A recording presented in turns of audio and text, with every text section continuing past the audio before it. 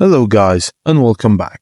Today I'll show you how to block a number on TextFree on Android and iOS. To block a number on Android, go to your inbox and locate the conversation with the contact you wish to block. Swipe left on the conversation to reveal options. Tap on block to initiate the block, then tap block again to confirm. Just know that blocking the contact will not remove the conversation from your inbox. To do it on iPhone, if you don't have an active conversation with the contact, you can block them from the address book. Tap on address book in TextFree, find the name of the number or contact you want to block. Tap the 3 vertical dots in the upper right corner, then scroll down and tap block contact at the bottom.